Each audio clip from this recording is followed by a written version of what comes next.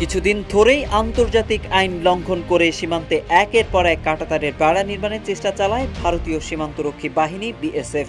তবে বর্তমানে সব সীমা অতিক্রম করেছে বাহিনীটি। এবার বাংলাদেশ সীমান্তে উস্কানিমূলকভাবে প্রবেশ করে সাউন্ড গ্রেনেড ছুড়েছিল ভারতীয় সীমান্তরক্ষী বাহিনী বিএসএফ। ছোড়া হয়েছিল টিয়ার গ্যাস, যা রীতিমতো অপরাধের মতো ঘটনা আন্তর্জাতিক সীমান্তে। গ্রেনেড হাতে বিএসএফ সদস্যের ছবি ভাইরাল হয়েছে। ছবিতে স্পষ্ট দেখা যাচ্ছে এক বিএসএফ সদস্যের হাতে গ্রেনেড। ভারতীয় সীমান্তরক্ষী বাহিনী বাংলাদেশি নাগরিকদের উপর সাউন্ড গ্রেনেড, ককটেল, তীর ধনুক নিক্ষেপ করে, যা আন্তর্জাতিক আইন লঙ্ঘন বলে জানান ৫৯ বিজিবি ব্যাটালিয়নের অধিনায়ক লেফটেন্যান্ট কর্নেল গোলাম কিবরিয়া। তবে পতাকা বৈঠকের মাধ্যমে বিএসএফ এ ঘটনায় দুঃখ প্রকাশ করেছে বলেও জানান তিনি। চাঁপাইনবাবগঞ্জের শিবগঞ্জ উপজেলার কিরণগঞ্জ চৌকা সীমান্তে বাংলাদেশিদের উপর বিএসএফের হামলার বিভিন্ন চিত্র ভেসে বেড়াচ্ছে সামাজিক যোগাযোগ মাধ্যমে।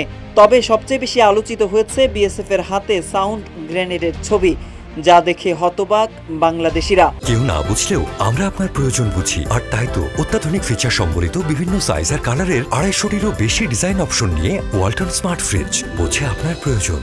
এদিকে এই ছবি ও সেদিনের হামলায় উত্তেজনা, এমনকি কাঁটাতারের বেড়া তৈরি নিয়ে ছড়ানো উদ্বেগে এখন দুশ্চিন্তায় সীমান্ত পাড়ের মানুষ। বিএসএফ এর স্পর্ধা এতটাই বেড়েছে যে বাংলাদেশের মানুষের দিকে এখন সাউন্ড গ্রেনেড ছুড়ে দিতেও দ্বিধা করছে না। স্থানীয় ভারতীয়দের সাথে মিলে সীমান্তে অস্থিরতা তৈরির ষড়যন্ত্রে লিপ্ত বিএসএফ। বারবার দুঃখ প্রকাশ করেও নতুন নতুন উত্তেজনা তৈরি করছে তারা। এদিকে ভাইরাল এ ছবিতে দেখা যায় চৌকা সীমান্তের জিরো লাইনে ভারতের অংশে দাঁড়িয়ে আছেন ৫ জন বিএসএফ সদস্য। তাদের এক হাতে আছে বন্দুক, অন্য হাতে রয়েছে সাউন্ড গ্রেনেড, যা বাংলাদেশিদের উপর নিক্ষেপ করার প্রস্তুতি নিচ্ছেন। স্থানীয় বাসিন্দারা জানান, কাঁটাতারের বেড়া পার হয়ে ৫০০ থেকে ৬০০ ভারতীয় বাংলাদেশে ঢুকে পড়ে এবং আম গাছ, বড়ই গাছ সহ বিভিন্ন ফসল নষ্ট করে।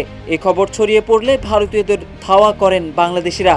এতে তাদের মধ্যে সংঘর্ষ বেঁধে যায়। পরে বিএসএফ ও ভারতীয় নাগরিকরা সাউন্ড গ্রেনেড, ককটেল, তীর ধনুক দিয়ে বাংলাদেশিদের উপর হামলা করে বলে জানান স্থানীয়রা। এদিকে স্বরাষ্ট্র উপদেষ্টা জাহাঙ্গীর আলম চৌধুরী বলেছেন, সাউন্ড গ্রেনেড ব্যবহার করছে ভারতের বিএসএফ, তাই এখন থেকে বিজিবিও ব্যবহার করতে পারবে। বিজিবিকে টিয়ার শেল ও সাউন্ড গ্রেনেড কেনার অনুমতি দেওয়া হয়েছে। কেনার পর তারা এগুলো ব্যবহার করতে পারবেন বলেও জানান তিনি। স্বরাষ্ট্র উপদেষ্টা আরও বলেন, বিজিবি কেন সাউন্ড গ্রেনেড মারে নাই বা কেন টিয়ার গ্যাস মারে নাই, এগুলো তো বিজিবির কাছে নাই, এই জন্য তারা মারতে পারেনি। বিজিবিকে এসব ক্রয়ের পারমিশন দেওয়া হয়েছে এবং দ্রুতই কেনা হবে বলে জানান তিনি। এদিকে বিএসএফ এর এমন উগ্র আচরণের পর যে কোনো পরিস্থিতি মোকাবেলায় বর্তমানে সীমান্তে কঠোর নজরদারি রয়েছে বলে জানায় বিজিবি।